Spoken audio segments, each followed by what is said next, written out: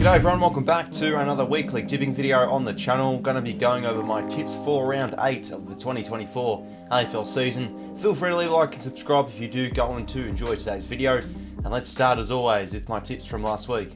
Okay everyone, my tips from round 7 and I managed to get myself a 6 out of 9. So a score I'd say probably around par, but I did drop a few of those 50-50 games. I went with Melbourne though, pretty much everybody went with the Ds. Everybody got this tip right with the Anzac Day clash between the Pies and the Dons, with it being a draw. What a game that was. But I went with Essendon, and they did lead for most of the game, so that would have been a nice one to pinch if 𝐼𝐿𝐴𝐿𝐴𝐿𝐴𝐿𝐴𝐿 was able to kick that goal. I went with Brisbane in this one. I thought they would really start to bounce back now, but geez, away from home, they've been ordinary the last few weeks as the Giants brought back their strength of their elite ball movement. Port Adelaide on Friday night, hard to go against them at home. And then for the Saturday games, easy one going with Adelaide. Thought the Blues would really get their contest game going, and to be fair, it did. Just the Cats' classiness really shone through. And then for Saturday night, went with the Bulldogs, but the Dockers bounced back well and got a win back into the winner's circle. For the Sunday games, pretty easy ones here. I mean, I felt West Coast would challenge the Suns, but Gold Coast at home, very tough side to beat. They are undefeated at home so far, and the Swans cruised to victory over the Hawks to get myself a 6 out of 9. Okay, let's have a quick look now at my tipping competition leaderboard update. Scanning through all the contestants, nobody did get themselves a 9 out of 9, but we did get a lot of people get 8.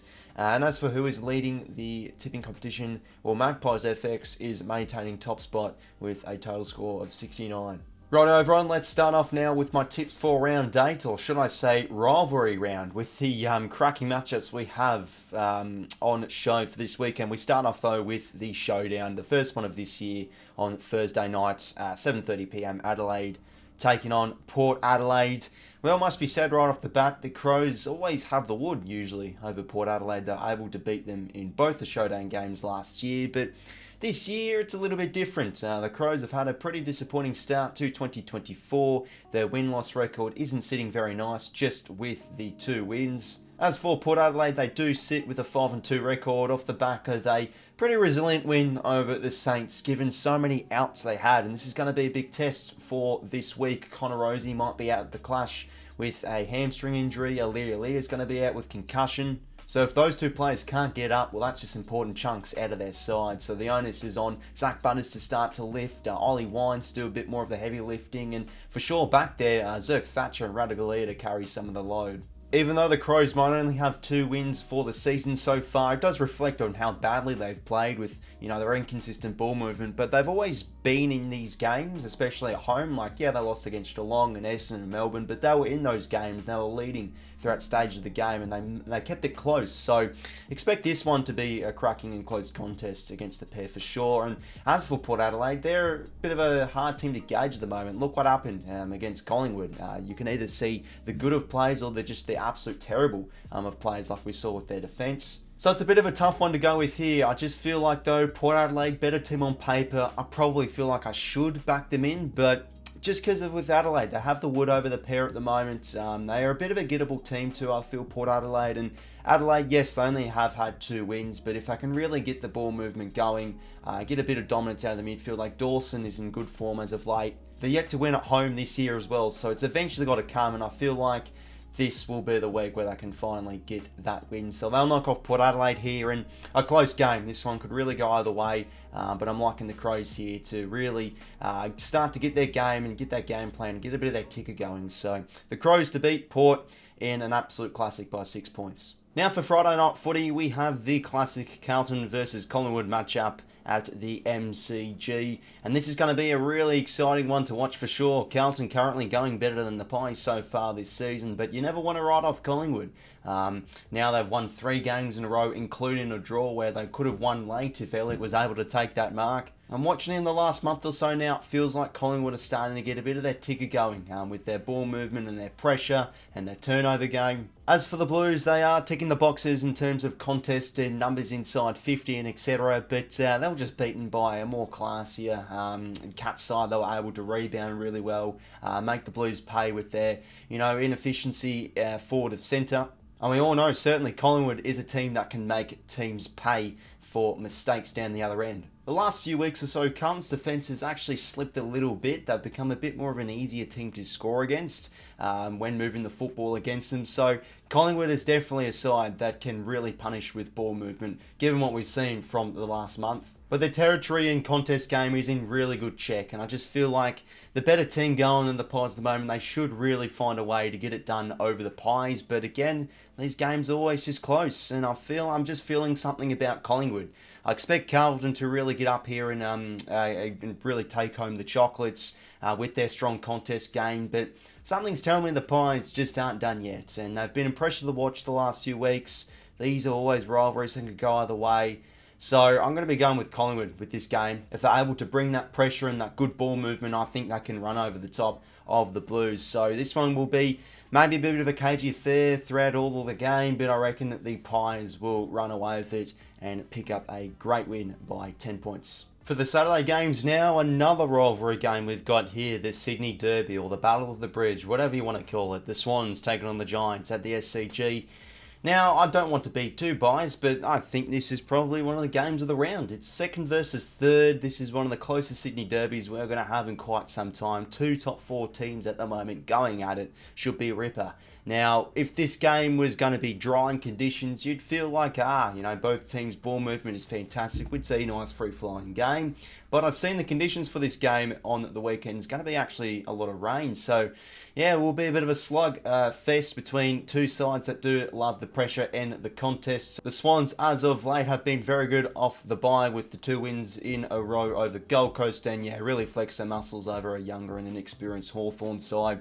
The turnover game and their pressure feels like it's back almost. That was their strength from their 2022 season, and it's starting to show a little bit now for the Swannies. So definitely want to show that against GWS, because if you're able to restrict the Giants, free-flowing slingshot ball movement, they are a bit of a gettable team. But it is hard to discredit GWS at the moment. Not only their ball movement, but their midfield work and their cohesion inside 50 has just been absolutely brilliant. They will get back in some important inclusions too. 𝐼𝐿𝐼, I've heard, is going to be returning. Sam Taylor will be back from concussion, and Toby Green coming back in from suspension. Those are going to be massive ins. And as for the Swans, Dane Rampe and Luke Parker also chances to come back in. So given this game is going to be a bit of a wet one, don't really know, to be honest. I can really see this game going either way. Sort of the strengths and nullified for both teams with not much of the free-flowing ball movement, given it's going to be wet. If the Giants are able to lock the ball in the forward half well and restrict Sydney's ball movement, they're a gettable team. But if the Swans are able to punish the Giants off turnover, they've been a pretty easy side to score against with turnover, the Giants. The Swans could really get up here. So yeah, it could go really either way. But the Swans, I feel like head-to-head and matchup-wise, usually play good football over GWS, and they do have the wood over the Giants. And if GWS to win this game, I think it'll be close, but I'm feeling the Swans can get up for this game. As I say again, could it go either way with the conditions, but Sydney, I think, will be a bit too strong for the Giants. But going to be, pretty good game to watch with the conditions. So Sydney to win this one. Close game this one will be. We'll go the Swans by 8 points. Next Saturday game, we have the Saints hosting North Melbourne at Marvel Stadium. St Kilda the last few weeks have been quite disappointing. Now 3 losses in a row and just very inconsistent with their method. Not only does the ball movement look good and then looks terrible from time to time, the midfield, I feel, is struggling a little bit too. Jack Steele doesn't look 100%. They're throwing Ross through there and young Garcia, etc. And we all know North Melbourne, when they're up and about, they can be a really good clearance side. But currently North Melbourne is just a team on really low morale out there. Their effort and their repeated efforts have been pretty much non-existent, and their defence is really struggling too. I've been saying all week long, there's like sports betting markets of when will North Melbourne get their first win, and it's like $7 or whatever for them to knock off the Saints this week. So could it come this week? I do doubt it though. The Saints, they should be able to find a way to win this game, even though the midfield and their ball movement has been inconsistent. I feel like their effort though has been really good. Yes, they have lost games, but their running power, against Port Adelaide last week was really evident, and it was also against the Bulldogs. So they should be able to find a way to get things clicking here. I'm pretty sure Max King's going to be returning into the side, so that's going to be a massive inclusion. So with how bad the Kangas are going at the moment, it is hard to tip them. So the Saints should be too good for the Kangas. Even though these two games last year, North Melbourne made it close, the Saints weren't able to score. The Saints should be too good, and they'll win this game comfortably by 35 points. We move on now to the Saturday night games. First one up, we do have on primetime Melbourne hosting the Cats at the MCG.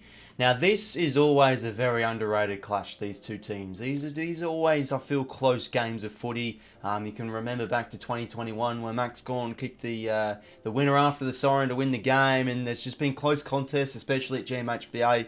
But given this one is at the G, and this is obviously where Melbourne do play their best footy. Cats, though, are flying. They are undefeated, and they are looking like a team that are invincible at the moment. Yes, their midfield long-term I still do question, but just inside 50, they are just such a good team at the moment. Their transition game, their front half turnover game, their turnover game in general, their cohesion inside 50 is just magnificent. And with the absence of Tom Stewart, the likes of course, 𝐓𝐿 Guthrie has filled in the void really well. Playing very efficient football. I know Dangerfield's going to be out, but it's the opportunity for Cam Guthrie to fill in the void as well. So it really must be said, no matter who the opponent is, if the Cats can bring that classiness and really shine it through, they can really beat any opponent in the competition. But can Melbourne find a way to knock off the Cats? I feel like they certainly can. Petrarca, though, he's lowered his colours the last few weeks. I feel like the Ds are just a side sort of out of form. Even though they've won the last 5 games, they've won 4 of them. But the last fortnight watching Melbourne, they have been a bit of an easy team to score against, I feel. They haven't really been the most strongest team defensively like they usually are, and they've been a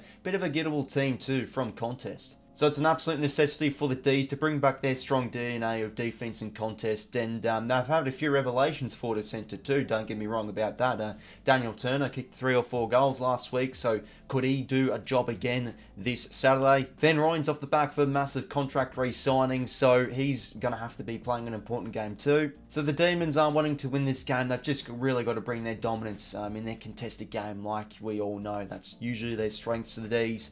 But to be honest, the Cats, they were able to beat Carlton. We're getting slightly beaten in the midfield and also lost the inside 50s. Just their efficiency and the occasion really did shine through. So I'm going to be going with the Cats with this game. They're a hard team to go against at the moment. I feel like I've learnt my lesson with going the Blues over them last week. They're just a really well-oiled machine at the moment. So yeah, there is a world where I can see Melbourne really pick up the win here if the Cats are just firing on all cylinders at the moment. So Geelong to knock off the Ds here. And yeah, a game that could have a lot of lead changes, but the Cats to run away with it in the final quarter and win this one by 15 points. And for the other Saturday night game, we have the West Coast Eagles hosting Essendon at Optus Stadium. The Eagles were pretty gallant in defeat last week against the Suns. They were just beaten by a really stronger side, I think, on paper, and a hard team to beat over there up in the Gold Coast, the Suns. Their first half was very good, but they did drop off after half time. But back at home now, I feel like they can really bounce back and show a lot more of a stronger 4-quarter effort. Harley Reid's going to be coming back from getting rested, and also Tom Barrass is going to make way too, coming back from suspension. Just what the Eagles were able to do against the Dockers in that derby 2 weeks ago. You've just got to keep the tabs on them, I think, the Eagles, for a possible tip. What can they do against the Bombers? Because Essendon, they've been really impressive. Probably one of the most impressive teams to watch in the competition so far this year. I expected them to rise, and yeah, a 4-2 record, or sorry, no, yeah, a 4-2-1 record with 1 draw. They really could have beaten the Pies though, so quite honestly be 5-2 to be honest. Their contested game has been fantastic. The clearance and the stoppage and the scoring from stoppage has been really, really promising. Forward of centre, they just have so many damaging players at the moment. Peter Wright came back and made an impact.